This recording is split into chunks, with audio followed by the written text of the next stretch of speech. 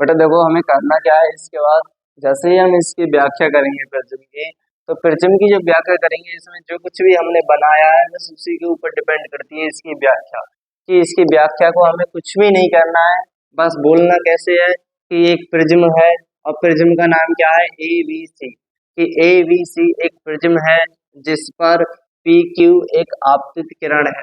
PQ कैसी किरण है? आपतित, यानी कि आ रही है इस पर, ठीक है। अब अपवर्तन के पश्चात, किसके पश्चात? अपवर्तन के पश्चात वह QR दिशा में मुड़ जाती है। किस दिशा में मुड़ जाती है? QR दिशा में मुड़ जाती है। और अविलंब कौन सा है यहाँ पर? NQM। NQM अविलंब है, तो NQM यानी कि अविलंब के पास आ जाती है। दोबारा जब प्रिज्म के AC पृष्ठ पर QR किरण आती है तो वह अपवर्तन के पश्चात एक निर्गत किरण के रूप में, अभी बताया था मैंने, ये निर्गत किरण बन जाती है। बताओ बनती है नहीं बनती है? तो एक निर्गत किरण के रूप में RT दिशा में मुड़ जाती है। RT दिशा में मुड़ जाती है। PQ किरण को आगे की ओर बढ़ाने पर तथा RT किरण को पीछे की ओर बढ़ाने पर ये दोनों किरणें बिंदु O पर जाकर मिलती, ये दोनों किरणें बिंदु O पर जाकर मिलती हैं, जहां एक कोण बनाती हैं। उस कोण को हम कहते हैं विचलन कोण। उस कोण को हम क्या कहते हैं? विचलन कोण, जिसे डेल्टा से प्रदर्शित करते हैं। जिसे किससे प्रदर्शित करते हैं? डेल्टा से प्रदर्शित करते हैं। आगे ध्यान दो सभी बच्चे। अगली देखो, इतना मैंने जो बताया है आपके लिए, ये आपके लिए सब कुछ नोट करना है। आप वीडियो को ब्रेक कर करके नोट कर सकते हो, ठीक है। इधर ध्यान दो, आगे हम लिखेंगे क्या नई लाइन से, कि जैसे ही हम, ध्यान से देखना एक मिनट, जो मैं बात उतारने के लिए जा रहा हूँ बहुत ही ज्यादा इम्पोर्टेंट, बहुत ही ज्यादा मुख्य बात, ठीक है। इधर ध्यान दो, देखो अविलंब और आपतित किरण के बीच बनने वाला कोण कौन सा होता है? आपतन कोण I। आपतन कोण I। और यहाँ अपवर्तन की घटना घटी है, तो ये तो कौन सी किरण है? आपतित किरण है। ये कौन सी किरण है? अपवर्तित किरण। तो अपवर्तित किरण और अविलंब के बीच बनने वाला कोण R, यानी कि अपवर्तन कोण R। आगे ध्यान दो, और अभी देखो कितने महत्वपूर्ण बात कहने के लिए जा रहे हैं हम, कि जैसे ही हम आपतन कोण I का मान बढ़ाते हैं, यानी कि आपतन कोण I का मान बढ़ाते हैं, विचलन कोण डेल का मान घटता हुआ जाता है। विचलन कोण डेल का मान घटता हुआ जाता है। एक विशेष आपतन कोण के मान के लिए डेल्टा का मान बहुत न्यून रह जाता है, बहुत न्यून रह जाता है, यानी कि बहुत कम हो जाता है। और इस कोण को, यानी कि इस न्यून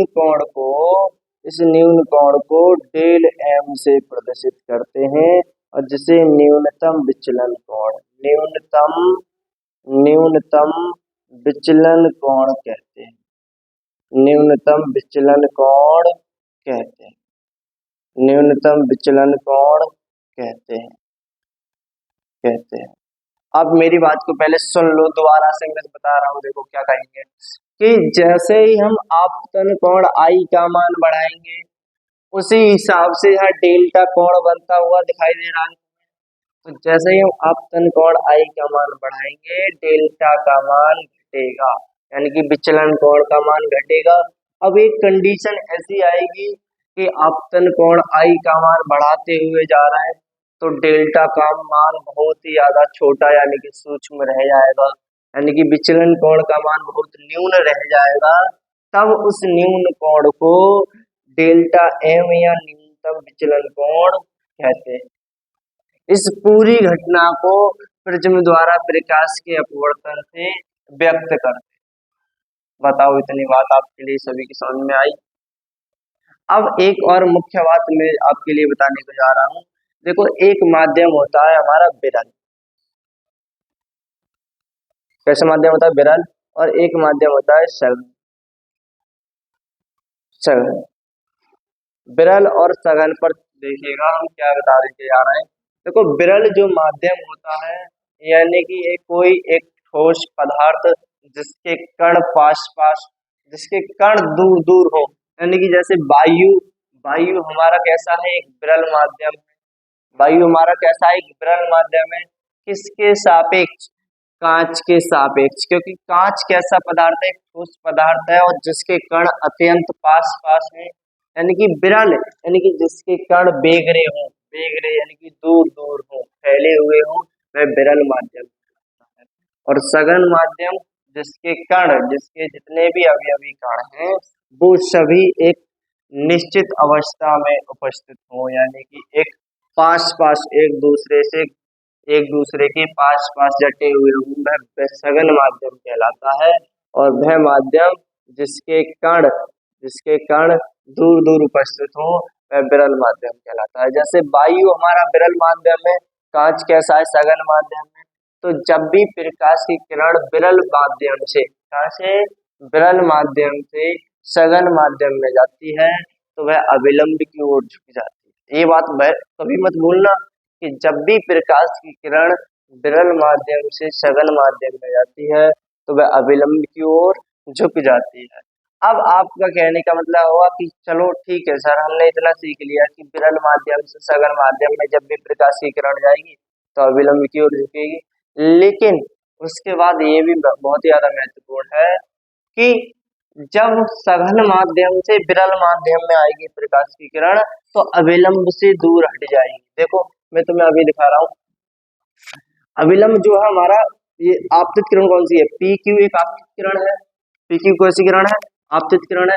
लेकिन जो अविलंब जो है एन क्यू एम एक अविलंब है, अविलंब है या नहीं है बताओ, हाँ है अविलंब। अब उसके बाद क्यू आर एक हमारी कैसी किरण है, अपवर्तित किरण। देखो अविलंब इस अपवर्तित किरण से कितनी दूर रह गया, और अपवर्तित किरण के पास में नीचे अविलंब आ गया, नहीं आ गया, यानी कि अविलंब की ओर झुक गई, अविलंब की ओर झुक गई, अविलंब की ओर झुक गई। अब ध्यान दो, इधर देखो कितनी दूर है, इधर देखो कितनी पास है, यानी कि अविलंब के थोड़ी पास, मेरी बात को सुनो जो बताने के लिए जा रहा हूं। देखो जब भी प्रकाश की किरण विरल माध्यम से सघन माध्यम आती है तो अविलंब की ओर झुक जाती है, और जब सघन माध्यम से विरल माध्यम में आती है तो अविलंब की ओर, अभी तो झुकी थी, अब अविलंब से दूर होगी। देखो दूर हो गई नहीं होगी, कितना बड़ा कोण बनना है, यहाँ कितना पास बनना है, तो अविलंब से दूर हट गए। जब भी कब, जब सघन से विरल में आती है अविलंब से दूर हटती है, और जब विरल से सघन में आती है अविलंब के पास आती है। इतनी बात आप याद रखो बेटा। तो आपका कहने का मतलब ये है हमारा कि आप सबसे पहले इस चित्र को ध्यान में रखते हुए इस चित्र को बिल्कुल आंखों में जकड़ लो, पकड़ लो कि आज के बाद कभी इस चित्र को नहीं भूलें। प्रिज्म द्वारा प्रकाश का अपवर्तन, आज के बाद कभी आप इस चित्र को नहीं भूलोगे।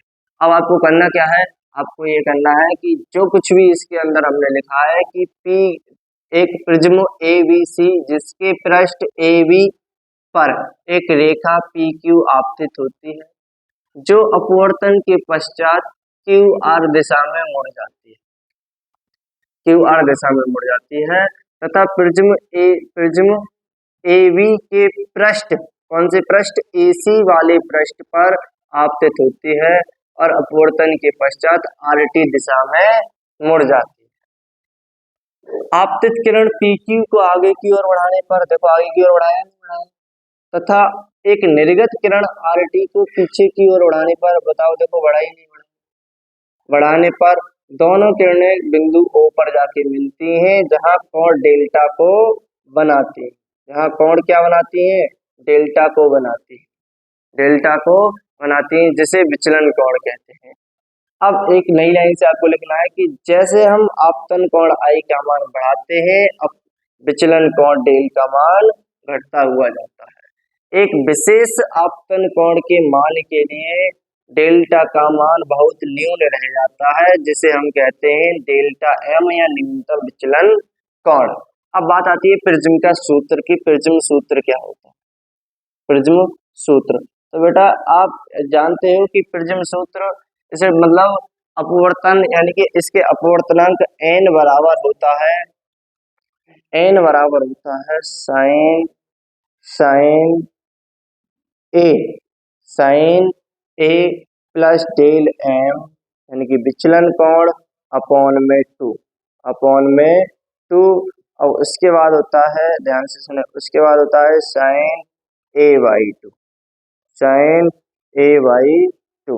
अब आप कहोगे ए क्या है यहाँ पर, तो मैं बता दूं, देखो आपके लिए सारी चीजें मैं बताऊंगा। एन जो है वो अपवर्तनांक, कांच का अपवर्तनांक, कांच का अपवर्तनांक, अपवर्तनांक क्या है, एन। उसके बाद ए क्या है, ए बेटा प्रिज्म कोण है, क्या है ए, ए प्रिज्म कोण है, ए प्रिज्म कोण है।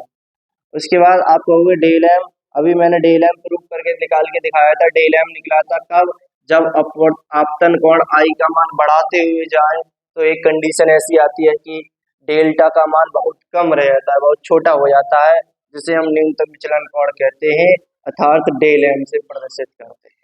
तो डेल एम क्या है, न्यूनतम विचलन कोण, न्यूनतम विचलन कोण।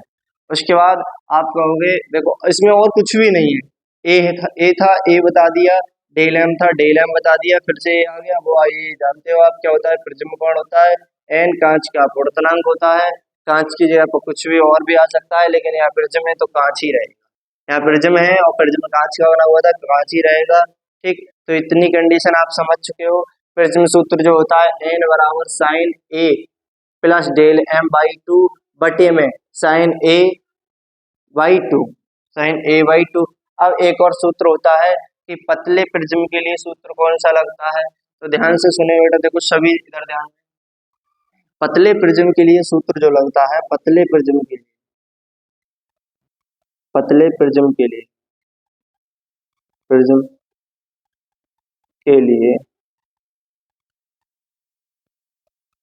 के लिए सूत्र जो लगेगा वो इधर ध्यान दो सभी, डेल एम बराबर, डेल एम बराबर प्रिज्म कोण ए एन माइनस, ये पतले प्रिज्म के लिए लगता है सूत्र। एक नंबर का एमसीक्यू बनता है क्लास 10th वालों, सुन लीजिएगा कान बोल के, अभी ध्यान से आगे बोल के देख लो कि एक पतले प्रिज्म के लिए सूत्र जो लगता है डेल एम बराबर ए ब्रैकेट में एन माइनस 1।